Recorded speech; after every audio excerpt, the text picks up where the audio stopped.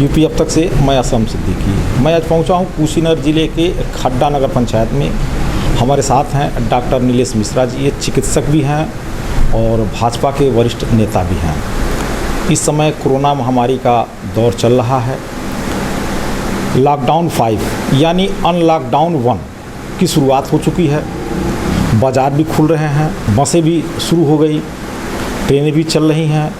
लोग दूसरे शहरों से अपने घरों को वापस आ रहे हैं और कुछ आ भी चुके हैं। ऐसे में कैसे दूरी बना के रखें, हम जानना चाहेंगे डॉक्टर साहब से। ये क्या संदेश दे रहे हैं लोगों को?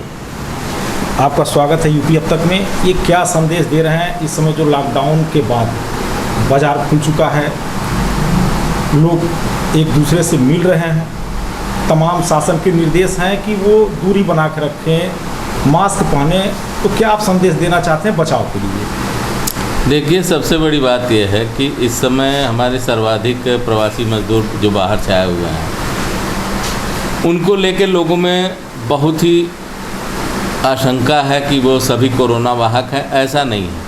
हमारे जो मजदूर हॉट स्पॉट एरियाज से आए हैं, उनके बारे में ज़्यादा अलर्ट रहने की ज़रूरत है। तमाम ऐसे क्षेत्रों से भी हमारे मजदूर भाई आए हैं जहाँ कोरोना का संकट नहीं था, तो सभी मजदूर कोरोना वाहक हैं। ये माहौल से बाहर आना होगा। दूसरा चीज़ कि इतना बड़ा देश है और इतने बड़े देश की सभी आर्थिक गतिविधियां संचालित करना भी ज़रूरी है।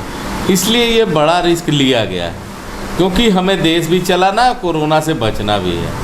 इस सब ऐसा ये जो दोनों का जोड़ है, एक तरफ हमको बंद रहना, एक तरफ खुला रहना है। ऐसे समय में सेल्फ अवेयरनेस और मतलब आत्म प्रेरणा से ही, और सेल्फ डिसिप्लिन, आत्म अनुशासन से ही इससे बचा जा सकता है।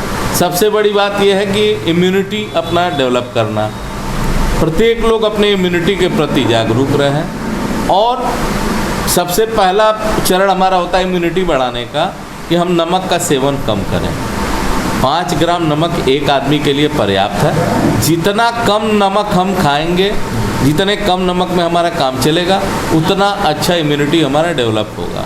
इसका मतलब ये नहीं कि हम नमक एकदम बंद कर दें। शरीर को आवश्यक चलाने के लिए नमक भी ज़रूरी होता है। दूसरा सवाल आता है कि जो हमारे भारतीय मसाले हैं पारंपरिक, कुछ नया नहीं लेना हमको बाज़ार से। वही जीरा, वही धनिया, वही लहसुन, वही अदरक, उसका सेवन हम पर्याप्त मात्रा में करते रहते, रूटीन रूप में लेते रहें। काली मिर्च, तुलसी की चाय हमारे पुरातन पद्धति में है, हमारे खान पान में पहले से शामिल है। थोड़ा सा उसको एक्स्ट्रा ले लें। पीने में समय समय पर गर्म पानी का प्रयोग करें।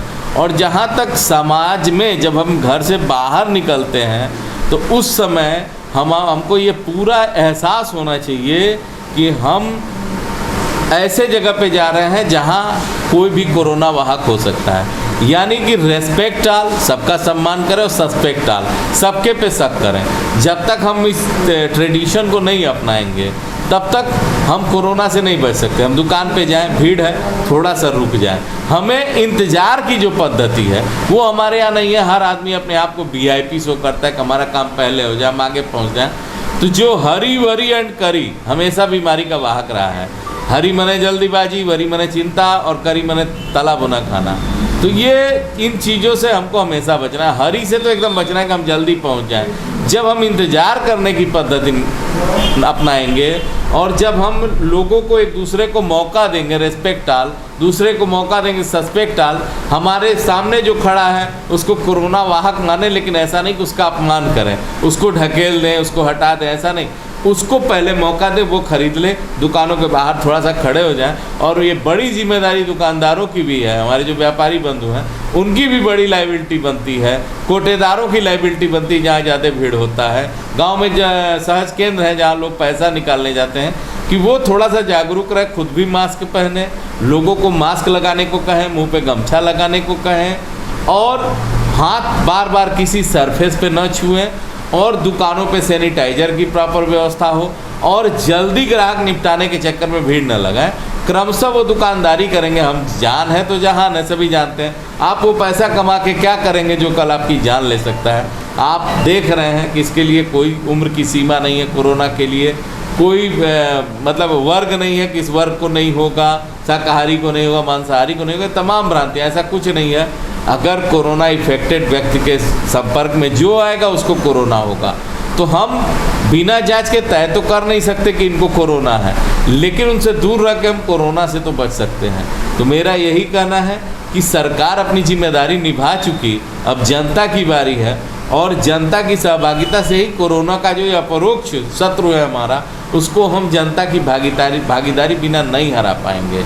तो सबसे ज़रूरी है कि लोग प्रॉपर सोशल डिस्टेंस रखें और जागरूक रहें, मास्क लगा के सार्वजनिक स्थानों पे जाएं, खान पान के प्रति जागरूक रहें। कोल्ड ड्रिंक्स है, आइसक्रीम है, ऐसे खुले में बिकने वाले तरबूज हैं, खुले में कटे हुए फल बिकते हैं, इन सब चीज़ों से परहेज़ करना होगा। और ख़ास तौर से सार्वजनिक भोज की जो हमारी परंपरा है, उन भोजों से बचना होगा। अगर मृत्यु के बाद भोज है या वैवाहिक भोज है तो उसमें बड़ा जागरूक और बड़ा सतर्कता बरतना होगा, वरना ये सब काम सिर्फ सरकार का नहीं होता है, जनता के भी कुछ सरोकार हैं देश के लिए, अपने लिए। तो हम सुधरेंगे, युग सुधरेगा। अगर हम जागरूक रहेंगे तो कोरोना के इससे बड़े भी युद्ध से भारत जीत जाएगा और हम पुनः स्वस्थ भारत के साथ विकसित भारत बनेंगे। अभी डॉक्टर नीलेश मिश्रा जी ने बताया कि इस कोरोना जैसी महामारी से कैसे हम बचें, यानी सरकार के जितने भी गाइडलाइंस हैं उसका हमें पालन करना होगा। हम पालन करेंगे तभी इस महामारी से बच पाएंगे। आप देखते रहिए यूपी अब तक।